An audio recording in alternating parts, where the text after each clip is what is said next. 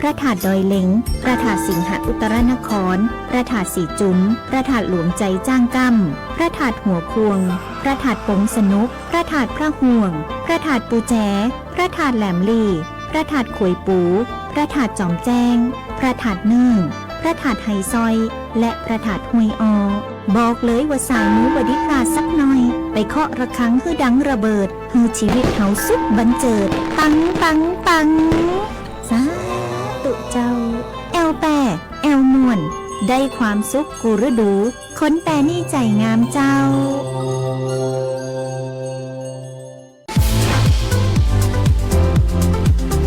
คุณกำลังฟังสถานีวิทยุกระจายเสียงแห่งประเทศไทยจังหวัดแพร่ FM 91 MHz ให้ความรู้คู่ความสุข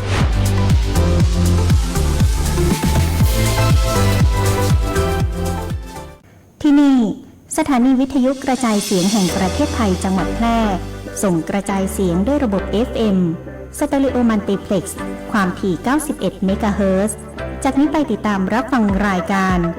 มองเมืองแพร่ทุกวันจันทร์ถึงวันศุกร์ในเวลา 14 นาฬิกาถึง 15 นาฬิกาช่วงเพลินเพลงข่าวกับชาวประกันสังคมโดยสำนักงานประกันสังคมจังหวัดแพร่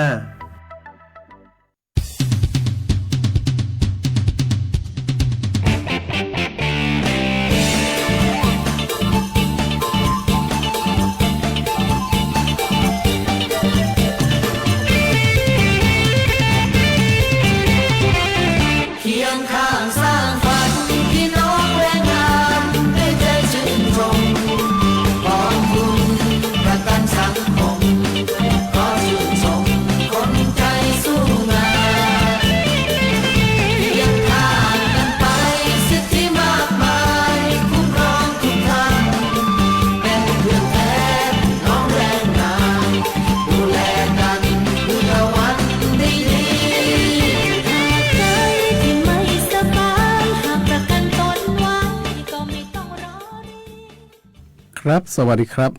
เชิญผู้ฟังพบกับรายการเพลินเพลงข่าวกับชาวประกันสังคม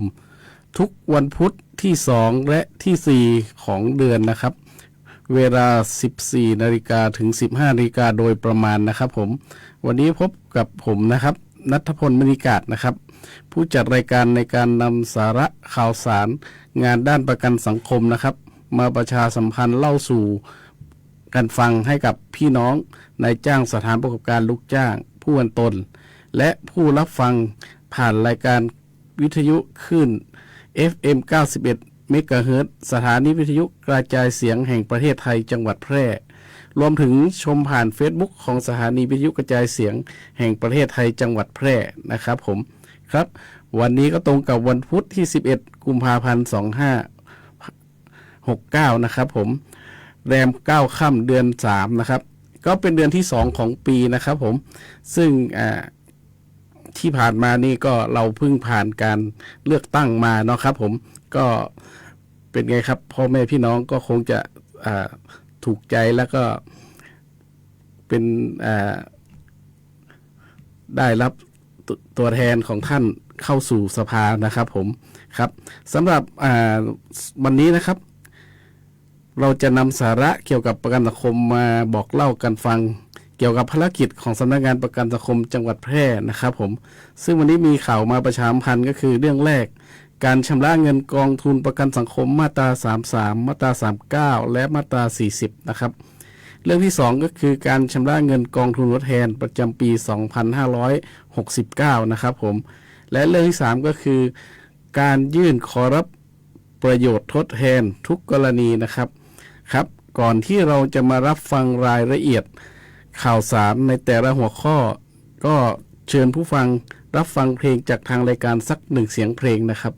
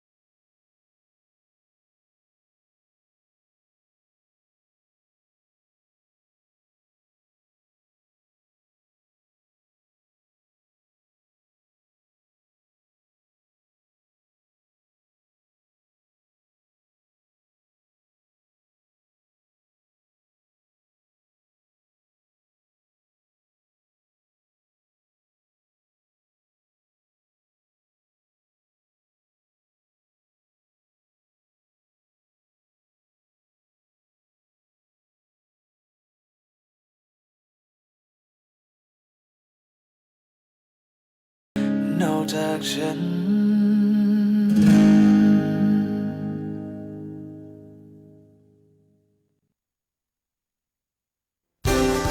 40 จ้า 40 ไม่ใช่เลขดังเลขโดน แต่ถ้าเป็นผู้ประกันตนมาตรา 40 ต้องเด็ดกว่าแน่ เพราะสามารถจ่ายเงินสมทบผ่านการหักบัญชีธนาคารได้ หากทุกวันที่ 20 ของเดือน หรือจะจ่ายผ่านเคาน์เตอร์เซอร์วิสก็สะดวก แต่อย่าลืมส่งเงินสมทบนะครับ เพราะว่าส่งย้อนหลังไม่ได้ต้องส่งเป็นงวดปัจจุบัน และงวดล่วงหน้าเท่านั้น ที่สำคัญเงินสมทบที่จ่ายไปยังนำมาลดหย่อนภาษีได้อีกด้วย มีข้อสงสัยสอบถามข้อมูลเพิ่มเติมได้ที่สายด่วนประกันสังคม 1506 ตลอด 24 ชั่วโมง รับฟังเพลงเพราะๆจบไปหนึ่งเสียงเพลงนะครับจากทางรายการนะครับช่วงนี้เราก็มารับฟังรายละเอียดเกี่ยวกับการชำระเงินสมทบกองทุนประกันสังคมนะครับก็จะมีมาตรา 33 มาตรา 39 และมาตรา 40 กันนะครับสำหรับมาตรา 33 ก็คือจะเป็นหน้าที่ของนายจ้างนะครับที่รวบรวมเงินสมทบในการนำส่งกับสำนักงานประกันสังคมนะครับซึ่งสำหรับนายจ้างสถานประกอบการนะครับที่ได้ขึ้นทะเบียนกับสำนักงานประกันสังคมท่านก็จะมีหน้าที่ในการรวบรวมเงินสมทบนะครับชำระผ่านช่องทางต่างๆที่สำนักงานประกันสังคมเรากำหนดไว้นะครับช่องทางแรกก็คือผ่านเคาน์เตอร์นะครับสำหรับผ่านเคาน์เตอร์หน้าเคาน์เตอร์ก็จะมีสำนักงานประกันสังคม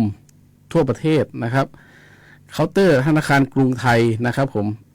และเคาน์เตอร์ธนาคารกรุงศรีอยุธยาจำกัดนะครับซึ่งการชำระเงินผ่านเคาน์เตอร์ทั้ง3แห่งนี้จะชำระได้โดยเช็คหรือเงินสดเท่านั้นนะครับผมเพราะว่าตอนนี้หลายๆท่านที่มาชำระเงินผ่านเคาน์เตอร์หน้าสำนักงานก็จะสอบถามว่าไม่มีสแกน QR code หรือว่าชำระผ่านแอปหรือออนไลน์หรือเปล่าอย่างเงี้ยครับถ้ามาที่เคาน์เตอร์นะครับจะต้องชำระผ่านด้วยเงินสดหรือเช็คเท่านั้นนะครับผมครับสำหรับช่องทางที่2นะครับสำหรับนายจ้างสถานประกอบการนะครับที่จะชำระเงินสมทบนะครับก็จะมีผ่านระบบอินเทอร์เน็ตนะครับของประกันสังคมเราก็คือระบบ e-service ชำระเงินผ่าน e-payment ซึ่งท่านสามารถชำระผ่านธนาคารที่เข้าร่วมโครงการของเรานะครับก็จะมีอยู่ธนาคารกรุงไทยจำกัดมหาชนธนาคารกรุงศรีอยุธยาจำกัดธนาคารไทยพาณิชย์จำกัดมหาชนธนาคารกสิกรไทยจำกัดมหาชนธนาคารกรุงเทพจำกัดมหาชนธนาคารออมสินธนาคารเพื่อการเกษตรและสหกรณ์การเกษตรธนาคารซิตี้แบงก์ธนาคารมิซูโฮธนาคารซูมิโมโตบัตรเครดิตหรือบัตรเดบิตครับที่เป็นมาสเตอร์การ์ดธนาคารETB ธนชาติจำกัดมหาชนนะครับแล้วผ่าน QR code นะครับซึ่งตรงนี้นะครับสำหรับนายจ้างสถานประกอบการนะครับท่านใดที่สนใจจะชำระเงินผ่านช่องทางระบบ e-service e-payment ของประกันสังคมท่านจะต้องขอสมัครทำธุรกรรมลงทะเบียนอิเล็กทรอนิกส์เพื่อรับ User Password กับสำนักงานประกันสังคมก่อนเพื่อนำไปใช้งานในการจัดทำข้อมูลเงินสมทบนะครับเมื่อท่านจัดทำข้อมูลเงินสมทบในแต่ละเดือนเรียบร้อยแล้วท่านสามารถชำระผ่านระบบ e-payment ของประกันสังคมตามธนาคารที่เราได้แจ้งไว้นะครับผมหรือเลือกชำระผ่าน QR code ซึ่ง QR code นี่ก็คือท่านสามารถใช้แอปธนาคารที่ท่านมีอยู่ในมือถือสแกนจ่ายได้เลยอันนี้ก็จะสะดวกสบายขึ้นนะครับผมแล้วก็สามารถจัดการข้อมูลของเราด้วยตนเองนะครับและท่านก็จะได้รับใบเสร็จเป็นใบเสร็จอิเล็กทรอนิกส์จากระบบโดยทันทีนะครับผมครับช่วงแรกนี้แล้วก็รับฟังของการชำระเงินของสถานประกอบการมาตรา 39นะครับเดี๋ยวช่วงต่อไปเรามารับฟังการชำระเงินมาตรา 39และมาตรา 40ครับช่วงนี้พักฟังเพลงสัก2เสียงเพลงครับ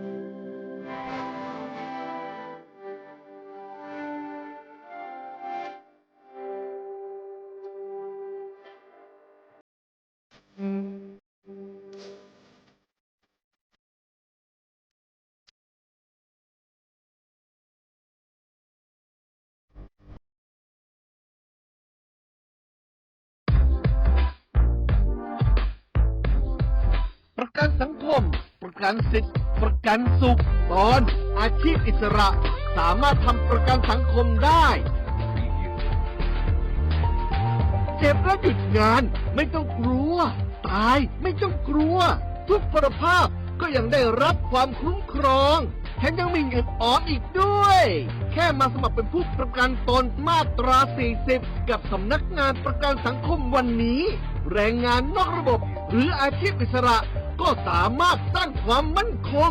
และสวัสดิการที่ดีให้กับตนเองรีบมาสมัครกันเยอะๆนะครับสนใจสอบถามข้อมูลเพิ่มเติมติดต่อสำนักงานประกันสังคมสายด่วน 1506 หรือ www.sso.go.th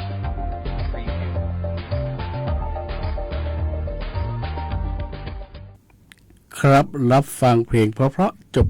จากรายการไปอีก2เสียงเพลงนะครับผมครับเราก็มาคุยกันต่อนะครับในการชำระเงินของผู้ประกันตนมาตรา 39สำหรับผู้ประกันตนมาตรา 39ก็คือเป็นผู้ประกันตนภาคสมัครใจนะครับที่ท่านสมัครเข้ามาต่อเนื่องจากมาตรา 33ที่ท่านทำงานกับนายจ้างแล้วก็ส่งเงินมากับประกันสังคมแล้วพอออกจากงานท่านก็มาสมัครต่อเป็น39นะครับซึ่งการชำระเงินมาตรา39เนี่ยครับสำนักงานประกันสังคมก็ได้พัฒนาช่องทางต่างๆเพื่ออำนวยความสะดวกให้กับผู้ประกันตนนะครับในการชำระเงินครับสำหรับช่องทางแรกก็คือผ่านเคาน์เตอร์นะครับก็คือจะมีที่สำนักงานประกันสังคมจังหวัดทั่วประเทศนะครับผมธนาคารกรุงไทยจำกัดมหาชนธนาคารกรุงศรีอยุธยาจำกัดมหาชนเคาน์เตอร์7-Eleven นะครับบริษัทเซนเพลนะครับผมบริษัทไปรษณีย์ไทยจำกัดนะครับซึ่งตรงนี้ท่านสามารถชำระผ่านเคาน์เตอร์ได้โดยท่านสามารถจะได้รับใบเสร็จทันทีนะครับผมแต่สำหรับตั้งแต่ธนาคารกรุงไทยกรุงศรี7-Elevenเซนเพลและบริษัทไปรษณีย์ไทยนะครับท่านสามารถชำระย้อนหลังได้แค่1เดือนนะครับผมอย่างสมมติเดือนนี้เดือนกุมภาท่านก็สามารถชำระได้เฉพาะเดือนมกรานะครับผม69ถ้าตั้งแต่เดือนธันวา68ลงไปเนี่ยท่านจะต้องมาชำระณสำนักงานประกันสังคมเท่านั้นเนื่องจากตั้งแต่เดือนธันวา2568ถ้าชำระภายในเดือนนี้มันจะมีเงินเพิ่มหรือค่าปรับนะครับตามกฎหมายนะครับเคาน์เตอร์บริการที่อื่นจะไม่สามารถออกใบเสร็จให้ท่านได้โดยคิดค่าปรับนะครับเนื่องจากเขาไม่ใช่เจ้าหน้าที่เขาจะไม่รู้วิธีคิดในการเรียกเก็บค่าปรับที่ท่านชำระเกินเวลาเนาะครับผมครับส่วนช่องทางที่2นะครับของมาตรา39ก็คือการหักบัญชีเงินฝากธนาคารตามข้อตกลงของสำนักงานประกันสังคมเรานะครับก็จะมีธนาคารที่รวมข้อตกลงกับเราก็จะมีธนาคารกรุงไทยจำกัดมหาชนธนาคารกรุงศรีอยุธยาจำกัดมหาชนธนาคารไทยพาณิชย์จำกัดมหาชนธนาคารกสิกรไทยจำกัดมหาชนธนาคารกรุงเทพจำกัดมหาชนธนาคาร TMB ธนาชาติจำกัดมหาชนและธนาคารออมสินนะครับผมซึ่งธนาคารที่ผมได้กล่าวออกมานี้ถ้าท่านใดประสงค์ที่จะหักผ่านบัญชีท่านจะต้องขอรับแบบฟอร์มจากเจ้าหน้าที่นะครับเพื่อนำไปกรอกข้อมูลแสดงการยินยอมให้หักบัญชีและก็นำไปให้ธนาคารต่างๆที่ท่านเปิดบัญชีไว้สาขาที่ท่านเปิดไว้นะครับให้ผู้จัดการเขาเซ็นรับรองว่าท่านยินยอมให้ประกันสังคมหักเงินสมทบผ่านบัญชีนะครับผมซึ่งในการหักเงินสมทบมาตรา39เราจะหักทุกวันที่15ของเดือนนะครับแต่ถ้าวันที่15ของเดือนไหนตรงกับวันเสาร์อาทิตย์ก็จะเลื่อนไปเป็นวันจันทร์ถัดไปนะครับผมซึ่งตรงนี้บางท่านอาจจะไม่สะดวกหรือว่ากลัวเงินเข้าบัญชีไม่ทันอย่างนี้นะครับผมก็จะมีช่องทางอีกช่องทางหนึ่งที่สามารถให้ท่านชำระเงินได้ ด้วยความสะดวกสบายนะครับก็คือชำระผ่านโมบายแอปนะครับสำหรับโมบายแอปมาตรา39ก็สามารถชำระผ่านได้จาก Next Bank ของธนาคารกรุงไทยจำกัดมหาชนนะครับผมธนาคารกรุงเทพจำกัดมหาชนธนาคารเพื่อการเกษตรและสหกรณ์การเกษตร Shopee Pay และก็แอปเป๋าตังค์นะครับผมซึ่งตรงนี้ถ้าท่านจะชำระเงินท่านเข้าไปในแอปแล้วก็ไปที่จ่ายบิลนะครับก็จะมีให้ท่านเลือกว่าเป็นผู้ประกันตนมาตรา39หรือมาตรา40นะครับซึ่งตรงนี้เราได้พัฒนาการชำระเงินผ่านแอปโมบายนะครับผมซึ่งตรงนี้ก็จะทำให้ท่านสะดวกยิ่งขึ้นท่านจะชำระเวลาไหนก็ได้นะครับไม่จำเป็นต้องเดินทางไปที่สำนักงานประคมหรือว่าไปจ่ายผ่านเซเว่นจ่ายผ่านธนาคารท่านก็สามารถอยู่ที่บ้านชำระผ่านโทรศัพท์มือถือได้เลยนะครับผมครับนี่ก็คือการชำระเงินของมาตรา39นะครับส่วนของมาตรา40นะครับผมการชำระเงินของมาตรา40ก็จะมีช่องทางให้ท่านชำระก็จะมีผ่านเคาน์เตอร์เช่นกันครับก็จะมีสำนักงานประกันสังคมธนาคารกรุงไทยจำกัดมหาชนธนาคารกรุงศรีอยุธยาจำกัดมหาชนธนาคารเพื่อการเกษตรและสหกรณ์การเกษตรเซเว่นอีเลฟเว่นตู้บุญเติมบริษัทเซนเพลและก็บิ๊กซีนะครับผมตรงนี้ก็เหมือนกันครับสำหรับมาตรา40ท่านจะชำระย้อนหลังไม่ได้นะครับจะได้เฉพาะเดือนปัจจุบันและล่วงหน้าซึ่งการชำระล่วงหน้าของธนาคารกรุงไทยกรุงศรีก็ชำระล่วงหน้าไม่ได้นะครับท่านชำระล่วงหน้าท่านจะต้องมาชำระที่สำนักงานประกันสังคมเซเว่นซึ่งพวกนี้เมื่อท่านชำระล่วงหน้าเนี่ยเราให้ท่านชำระได้สูงสุด12เดือนนะครับหรือ1ปีนะครับผมก็อยู่ที่ท่านสะดวกนะครับว่าจะชำระทั้งปีหนึ่งมาที่สำนักงานประกันสังคมครั้งหนึ่งนะครับผมครับทางเลือกที่2ช่องทางที่2ก็คือการหักบัญชีเงินฝากธนาคารตามข้อตกลงนะครับผมซึ่งธนาคารที่ทำข้อตกลงกับสำนักงานประกันสังคมก็จะมีธนาคารกรุงไทยจำกัดมหาชนธนาคารกรุงศรีอยุธยาจำกัดมหาชนธนาคารไทยพาณิชย์จำกัดมหาชนธนาคารกสิกรไทยจำกัดมหาชนธนาคารกรุงเทพจำกัดมหาชนธนาคาร TMB ธนาชาติจำกัดมหาชน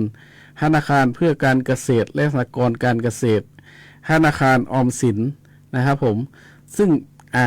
การหักบัญชีตรงนี้ก็เหมือนกันครับท่านจะต้องรับเอกสารยินยอม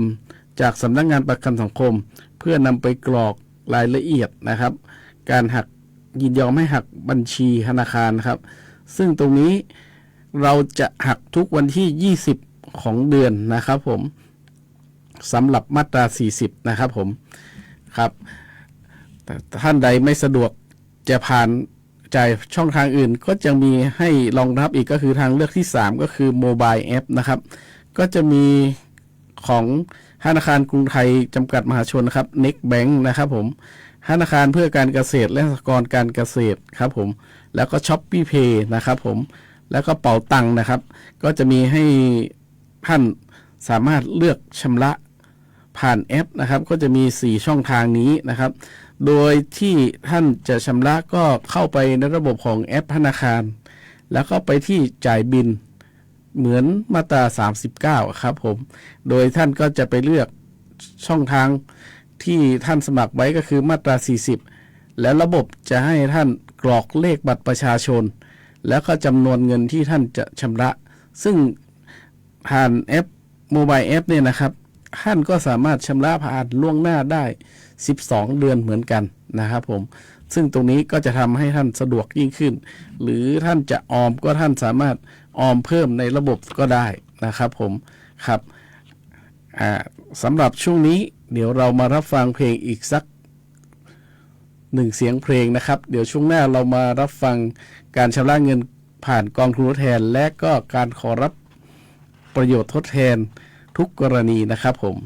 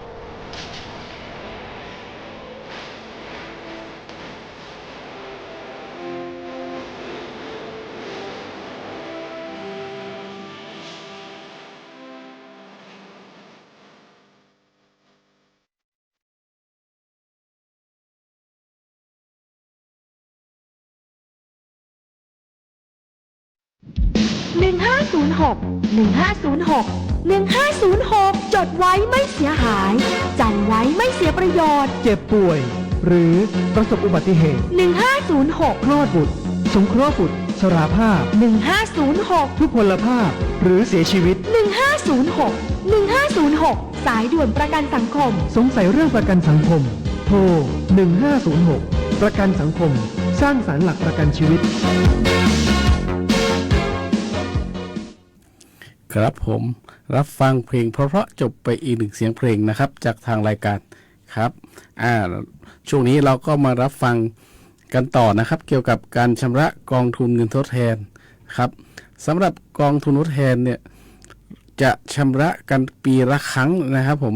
ซึ่งจะคุ้มครองให้กับลูกจ้างที่ทำงานแล้วบาดเจ็บเกี่ยวข้องกับการทำงานนะครับบาดเจ็บในงานเนาะครับผมครับสำหรับกองทุนทดแทนประจำปี 2569 สำนักงานประกันสังคมจังหวัดแพร่ของเราครับก็ได้จัดส่งเอกสารนะครับใบแจ้งหนี้เขาเรียกว่าใบแจ้งหนี้เนาะครับผมให้กับนายจ้างสถานประกอบการนะครับตั้งแต่เดือนธันวาที่ผ่านมาปีที่แล้วนะครับผมแล้วก็นายจ้างต้องมีหน้าที่ชำระนะครับตั้งแต่ธันวาจนถึง31มกราคม2569นะครับผมซึ่งก็ถือว่าเลยช่วงเวลาที่ต้องชำระมาเรียบร้อยแล้วนะครับผมซึ่งตรงนี้นายจ้างรายใดนะครับท่านที่ยังไม่ได้ชำระเงินนะครับตรงนี้ตั้งแต่วันที่1กุมภาพันธ์มาเนี่ยถ้ามาชำระเงินท่านก็จะถูกเรียกเก็บเงินเพิ่มตามกฎหมายนะครับผมซึ่งตรงนี้ก็ถือว่าท่านได้เลยห่วงเวลาที่สำนักงานประกันสังคมเราได้ประกาศให้ท่านชำระเงินนะครับคือวันสุดท้ายก็คือ31มกราคม2569นะครับผมครับบางท่านอาจจะบอกว่าอ้าวใบแจ้งหนี้อยู่ที่ไหนยังไม่เห็นได้รับเลยนะครับตรงนี้จริงๆแล้วสำนักงานประกันสังคมจังหวัดแพร่ของเราครับได้ส่งไปตามที่อยู่ของนายจ้างทุกรายนะครับเพื่อให้ท่านนำใบเขาเรียกว่าใบเรียกเก็บเงินสมทบนะครับผมซึ่งจะประกอบไปด้วย3ส่วนนะครับก็จะมีส่วนที่1ที่นายจ้างเก็บไว้เป็นหลักฐานนะครับแนบไว้กับใบเสร็จรับเงินที่ได้รับจากเมื่อเราชำระเงินนะครับส่วนที่2จะเป็นแบบกท20แบบแสดงเงินค่าจ้างประจำปีกองทุนทดแทนนะครับของปี 2568 ก็คือของปีที่แล้วนะครับผมแล้วก็ส่วนที่3นะครับใบชำระเงินทดแทนผ่านช่องทางต่างๆนะครับที่ก็จะมีถ้าท่านชำระผ่านธนาคารก็จะใช้ใบนี้นะครับใบส่วนที่3ในการนำชำระนะครับซึ่งตรงนี้สำนักงานประกันสังคมเราได้ส่งให้ท่านตั้งแต่เดือนธันวาที่ผ่านมานะครับผมครับสำหรับนายจ้างเมื่อได้รับใบแจ้งหนี้หรือกท26กนี้แล้วนะครับท่านก็สามารถชำระเงินผ่านช่องทางต่างๆที่สำนักงานประกันสังคมเราได้กำหนดไว้ให้ได้เลยนะครับผมสำหรับช่องทางที่จะชำระก็จะมี1เคาน์เตอร์บริการนะครับเคาน์เตอร์บริการก็จะมีประกอบไปด้วยนะครับสำนักงานประกันสังคมจังหวัดทั่วประเทศนะครับผมธนาคารกรุงไทยจำกัดมหาชนเคาน์เตอร์ธนาคารกรุงศรีอยุธยาจำกัดมหาชนและเคาน์เตอร์เซอร์วิส7-Eleven นะครับซึ่งตรงนี้ท่านสามารถนำใบกท26กที่สำนักงานประกันสังคมแจ้งใบแจ้งหนี้ให้กับท่านไปชำระผ่านช่องทางเคาน์เตอร์ต่างๆได้เลยนะครับผมซึ่งในห่วงเวลาช่วงเดือนมกราที่ผ่านมานะครับท่านสามารถชำระผ่านเคาน์เตอร์อื่นๆได้กรุงไทยกรุงศรีแล้วก็7-Eleven แต่ณเวลานี้ท่านต้องมาชำระที่สำนักงานประกันสังคมนะครับผมเนื่องจากตอนนี้ได้เลยห่วงเวลาที่เรากำหนดให้ชำระเงินไปแล้วนะครับผมเพราะมันจะต้องมีการคำนวณค่าปรับเงินเพิ่มตามกฎหมายนะครับผมก็ฝากนายจ้างสถานประกอบการไว้ด้วยนะครับถ้าท่านยังไม่ได้รับใบแจ้งหนี้หรือว่ากท26กถ้าท่าน ใช้บริการของประกันสังคมในเรื่องของการชำระเงินผ่านระบบอินเทอร์เน็ตของประจำเดือนนะครับท่านสามารถไปดาวน์โหลดได้จากระบบ e-service ได้เลยครับโดยท่านเข้ารหัส user password ท่านเข้าไปแล้วไปที่กองทุนคนทดแทนนะครับแล้วก็ไปคลิกตรงที่ใบแจ้งหนี้นะครับผมระบบก็จะให้ท่านดาวน์โหลดแบบฟอร์มออกมานะครับพอท่านได้ตรงนั้นใบตรงนั้นท่านสามารถชำระผ่านช่องทาง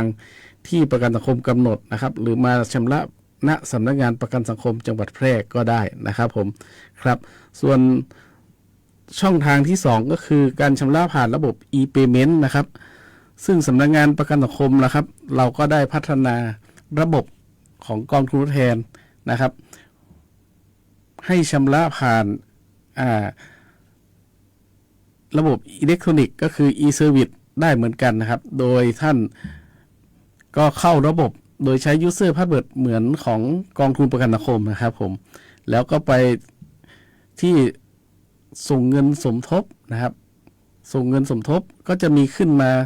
ให้ท่านเลือกระหว่างกองทุนประกันสังคมกับกองทุนเงินทดแทนท่านก็เลือกที่กองทุนเงินทดแทนนะครับผมซึ่งกองทุนทดแทนถ้าท่านเลือกขึ้นมาแล้วท่านสามารถชำระผ่านช่องทางไหนได้บ้างธนาคารไหนบ้างที่ทำข้อตกลงกับเราก็จะประกอบไปด้วยธนาคารกรุงไทยจำกัดมหาชนธนาคาร TMB ธนชาติจำกัดมหาชนธนาคารกรุงเทพจำกัดมหาชนธนาคารกสิกรไทยจำกัดมหาชนธนาคาร TMB ธนชาติจำกัดมหาชนธนาคารไทยพาณิชย์จำกัดมหาชนธนาคารเพื่อการเกษตรและสหกรณ์การเกษตรธนาคารออมสินแล้วก็บัตรเดบิต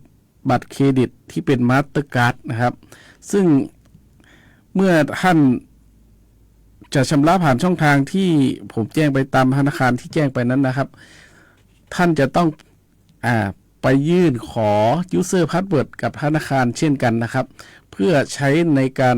หักเงินสมทบนะครับผมซึ่งตรงนี้ก็จะทำให้ท่านสะดวกสบายยิ่งขึ้นนะครับผมครับแล้วก็มาเรื่องสุดท้ายนะครับคือการขอรับประโยชน์ทดแทนทุกกรณีนะครับผมซึ่งตอนนี้ก็จะมีปัญหาเกิดขึ้นมากนะครับเนื่องจากสำนักงานประกันสังคมในช่วงปลายปีที่ผ่านมาเราได้เปลี่ยนระบบนะครับคือระบบเดิมของเราได้หมดสัญญานะครับทำให้เราได้เปลี่ยนระบบใหม่นะครับระบบใหม่นี้ยังดึงข้อมูลจากระบบเดิมยังมาไม่ครบนะครับทำให้ผู้ตนหลายๆท่านที่มายื่นขอรับว่างงานบ้างขอรับเงินสมทบชราภาพเงินบำเหน็จชราภาพนะครับจะไม่ได้รับเงินทันท่วงทีนะครับคือได้รับเงินช้าลงนะครับทำให้ท่านเป็นกังวลนะครับ